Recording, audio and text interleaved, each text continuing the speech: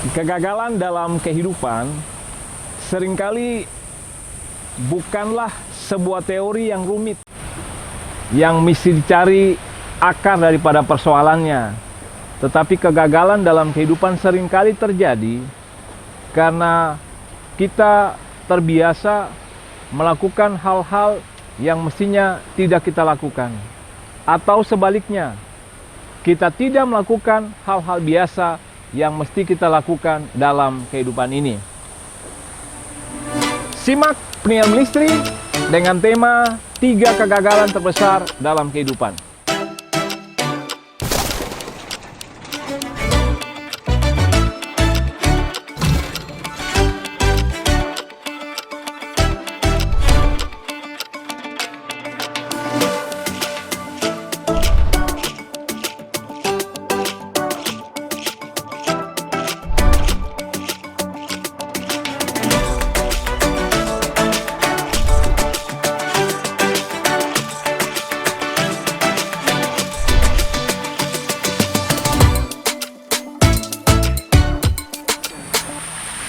Halo saudara-saudara, jumpa kembali bersama dengan penyiar misteri dalam acara Wajah Allah.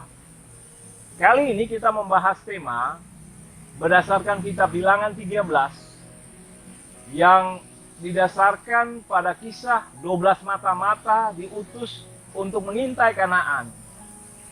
Tema kita 3 kegagalan terbesar dalam kehidupan. Saudara-saudara, pada suatu saat diadakan perlombaan lari. Dan ada 3 peserta yang mengikuti lomba lari. Pada saat pistol start meletus dan semua pelari mesti berlari, pelari pada lintasan pertama dia berlari sekitar 1 menit, kemudian dia berhenti dan dia tidak melanjutkan lomba. Ketika ditanya kenapa dia tidak mau melanjutkan lomba kembali, dia mengatakan dia kehilangan motivasi untuk melanjutkan lomba. Yang lebih aneh lagi, pelari pada lintasan kedua, saat pistol start meletus, dia tidak bergerak kemana-mana, dia hanya ada di garis awal, garis start. Lalu ketika ditanya, dia mengatakan, saya takut untuk berlari, karena saya takut bahwa saya akan mengalami kegagalan. Sebab itu saya tidak mau mencoba. Lebih baik saya berdiri di sini saja. Pelari yang ketiga, pada lintasan yang ketiga ketika pistol start meletus, dia tidak mau berlari. Ketika ditanya alasannya mengapa, dia mengatakan, saya melihat penonton yang begitu banyak dan mereka mengharapkan saya menang. Bagaimana seandainya kalau saya kalah?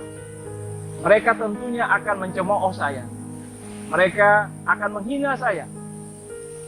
Saudara-saudari yang Tuhan Yesus Kristus kasihi, kita akan lihat dari ilustrasi tadi, berdasarkan firman Tuhan dalam Bilangan 13, tentang 3 kegagalan terbesar dalam kehidupan ini yang bisa Anda dan saya lakukan.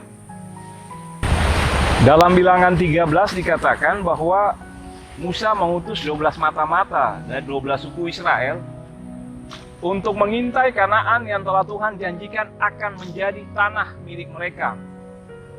Apa yang terjadi selama 40 hari mereka mengintai tanah itu. Ketika mereka kembali, mereka mengatakan hal-hal yang baik, yaitu bahwa tanah itu betul seperti yang dikatakan oleh Tuhan, limpah susu dan madu. Tetapi mereka juga mengatakan hal-hal yang buruk, bahwa tanah itu merupakan tanah yang sulit untuk direbut. Karena orang-orang di sana perawakannya besar seperti raksasa. Mereka terlatih berperang dan kota-kotanya adalah kota-kota yang berkubu. Dari 12, 10 orang mengatakan bahwa kalau memang ini janji Tuhan, tetap susah untuk mereka mendapatkannya. Karena sangat mustahil dengan keadaan yang dialami oleh mereka. Cuma 2 orang, yaitu Kaleb dan Yosua, yang mengatakan bila Tuhan berkenan, maka tanah itu akan menjadi milik kita. Saudara-saudara, hal pertama yang menjadi kegagalan terbesar dalam kehidupan kita adalah konsistensi atau tidak konsisten. Kadang orang mencari penyebab kegagalan dengan teori ini, itu, berusaha menjalin runtutan kejadian-kejadian yang rumit. Tetapi sebenarnya seringkali kegagalan terbesar daripada seseorang, bisa Anda dan saya, adalah karena kita tidak konsisten. Israel tidak konsisten mempercayai Tuhan. Mereka dalam perjalanan keluar dari Mesir dengan 10 mujizat yang luar biasa, 10 tulah.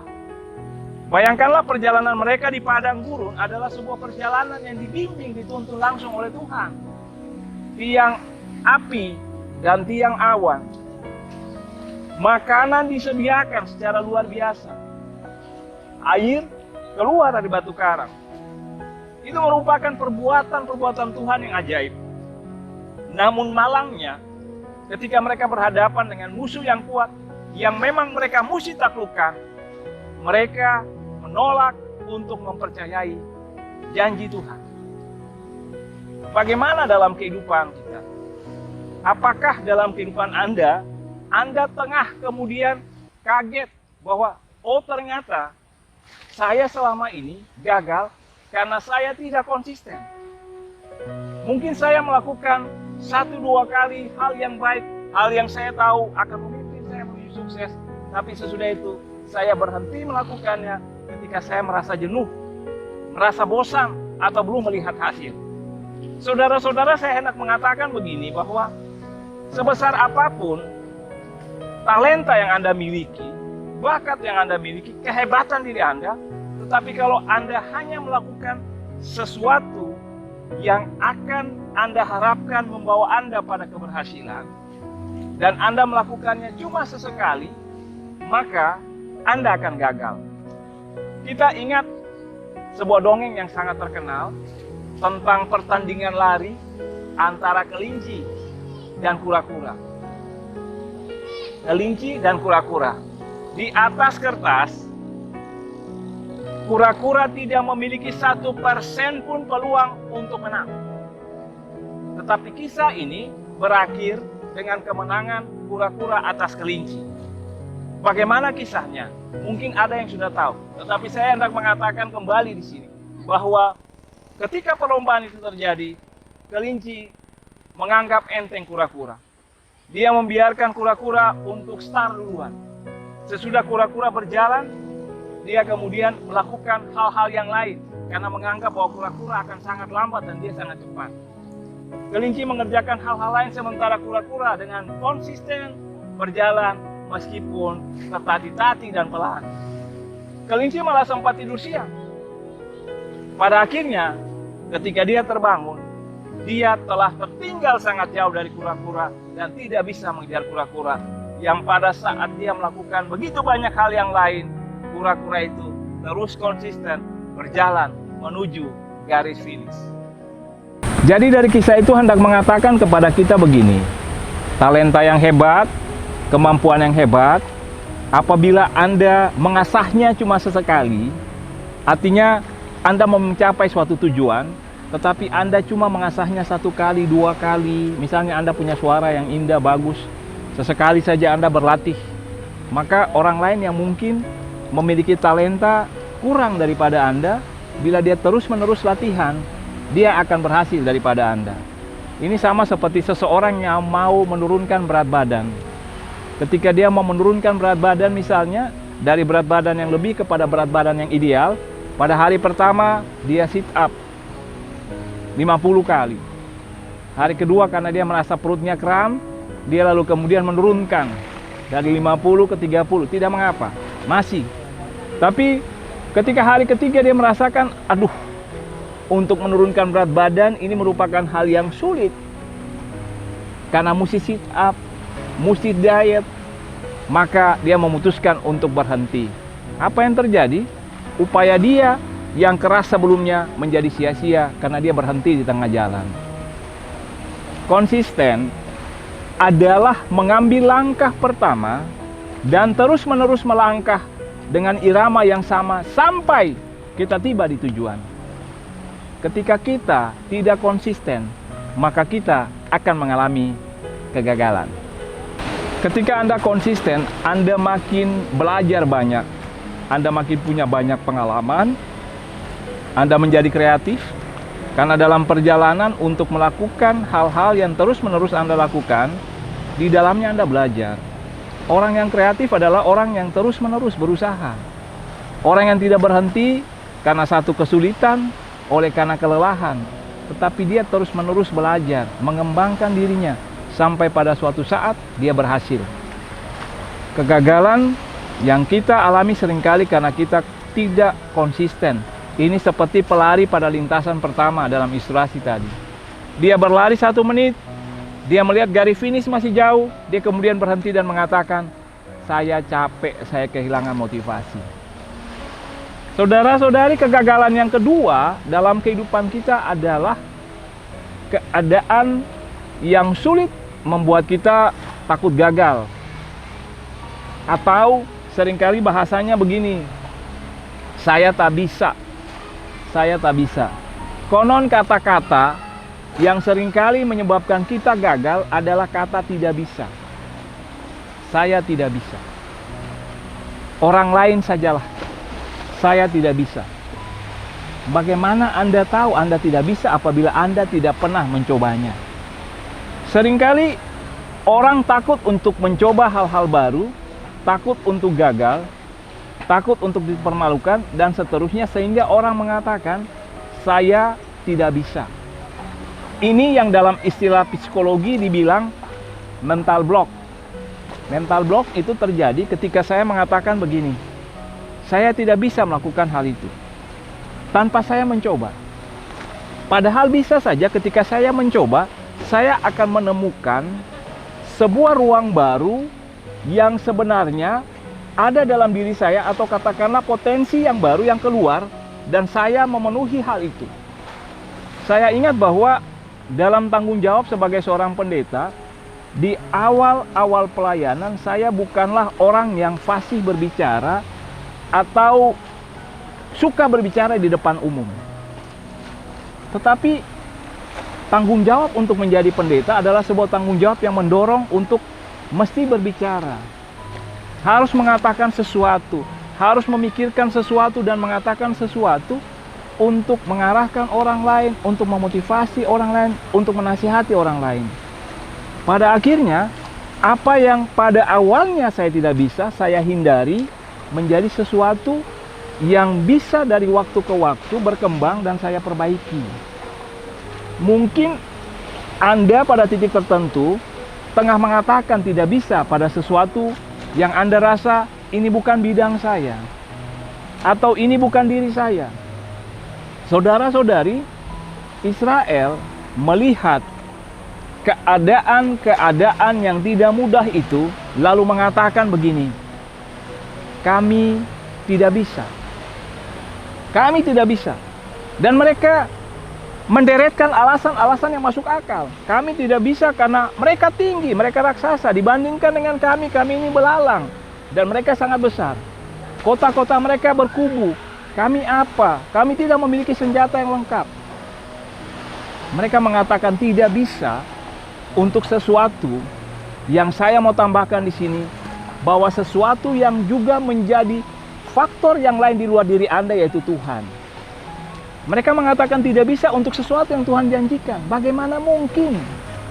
Karena mereka mengandalkan diri mereka, kemampuan mereka. Mereka hanya terpaku pada diri mereka. Saya tidak bisa. Tadi saya bilang mental block secara psikologis. Ketika saya mengatakan saya tidak bisa berenang, maka masuk ke air pun saya akan takut. Tetapi ketika saya tidak tahu berenang dan saya mencoba, saya mau belajar, maka meskipun saya tidak tahu berenang, saya berusaha mencoba berulang kali, bahkan mungkin kadang bisa saja minum air, tetapi pada saatnya saya akan tahu berenang. Karena saya mengatakan saya akan mencobanya. Bukan berarti saya mengatakan saya akan mencobanya, saya langsung berhasil. Bedakan dua hal ini.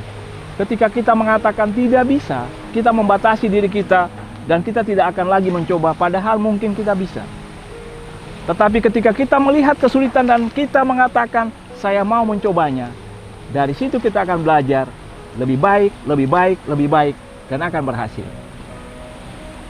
Hal yang kedua, kegagalan terbesar dalam kehidupan kita adalah dua kata tadi.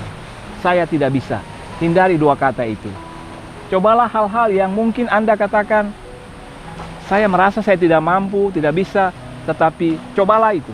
Karena mungkin ketika Anda mencobanya, justru potensi-potensi yang luar biasa dalam diri Anda yang selama ini tenggelam bisa muncul dan menjadi sebuah kekuatan yang baru dalam hidup Anda yang membawa Anda berhasil. Pelari yang kedua yang tadi dalam lintasan kedua, dia mengatakan bahwa saya tidak tahu apakah saya bisa berhasil, maka dia memutuskan bahwa dia tidak bisa dan dia berhenti berlari.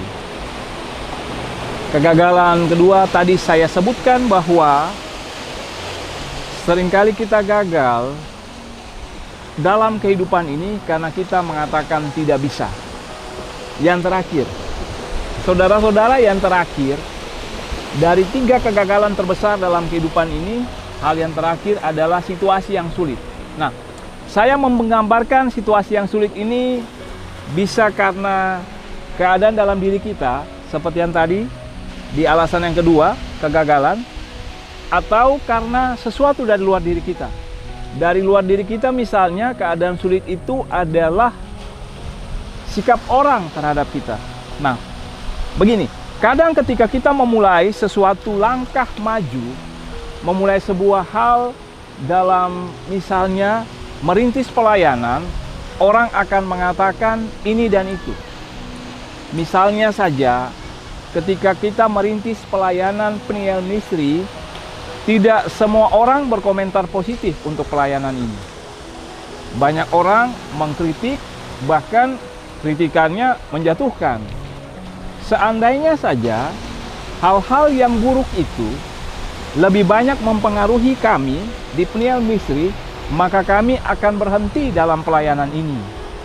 Karena memperhatikan perkataan-perkataan orang yang negatif terhadap pelayanan ini. Namun, ketika kita melihat bahwa ada hal-hal yang positif di dalamnya, banyak hal yang positif di dalamnya, apapun yang terjadi, seperti yang mau dikatakan gini, apapun kata orang, terserahlah, mau komentar, mau ngomong, mau silahkan. Yang penting ketika kita melakukan ini, kita tengah melakukan sebuah kebaikan dalam memanfaatkan talenta karunia yang Tuhan berikan. Saudara-saudari, seringkali kita berhenti dalam sebuah hal yang memang sudah baik. Bahkan sebuah hal yang mungkin menjadi jalan Tuhan dalam hidup kita. Kita berhenti karena kita takut akan pendapat orang lain terhadap apa yang tengah kita lakukan.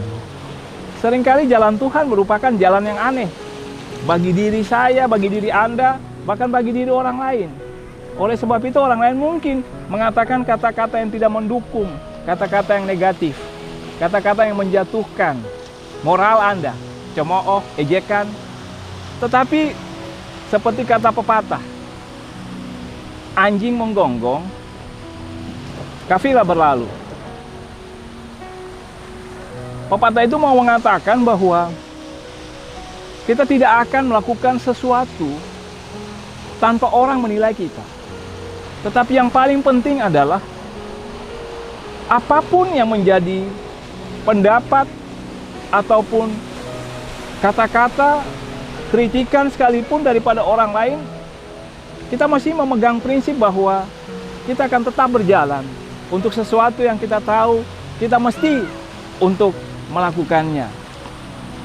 Seringkali kita gagal bukan karena kita tidak mampu untuk melakukan sesuatu, tetapi kita gagal karena kita terlalu menaruh perhatian yang besar pada kata orang lain, yang mungkin saja ketika dia berkomentar justru karena dia tidak mampu untuk melakukan hal itu, atau mungkin saja dia mengatakan hal itu karena dia tidak ingin menghendaki Anda maju. Sebab itu hal yang paling penting dalam kehidupan ini, supaya kita tidak gagal ketika kita ada dalam sebuah keadaan untuk maju dalam kehidupan ini, jangan menaruh perhatian terlalu banyak untuk kata-kata negatif dari orang-orang di sekeliling Anda. Tetapi bangunlah sebuah sikap yang pantang mundur berdasarkan hal-hal yang positif yang dikatakan oleh orang-orang tertentu pasti ada untuk membangun kembali semangat Anda untuk terus maju. Sehingga situasi-situasi sulit berdasarkan pendapat atau opini orang lain bukanlah sesuatu yang membuat Anda berhenti dan kemudian Anda gagal. Kita semua menginginkan keberhasilan terjadi dalam kehidupan kita. Terkadang kita belajar tentang teori-teori untuk bagaimana kita bisa berhasil. Hari ini bersama dengan penyiar misteri, kita belajar hal-hal yang sederhana, yang seringkali terlewatkan dalam kehidupan kita. 3 hal yang bisa membawa kita pada kegagalan terbesar dalam hidup ini. 1. Tidak konsisten. 2. Perkataan tidak bisa. Dan yang ketiga, keadaan yang sulit berdasarkan apa yang orang katakan. Saya percaya hari ini kita telah belajar. Dan Tuhan mau kita belajar supaya apa yang menjadi kehendak dan keinginannya bahwa kita berhasil akan menjadi kenyataan dalam kehidupan Anda. Ingat, kamu dapat, kamu bisa. Tuhan mengasihi Anda, Tuhan memberkati Anda. Sampai jumpa kembali masih bersama dengan penyiar misteri dalam acara Wajah Allah. Shalom.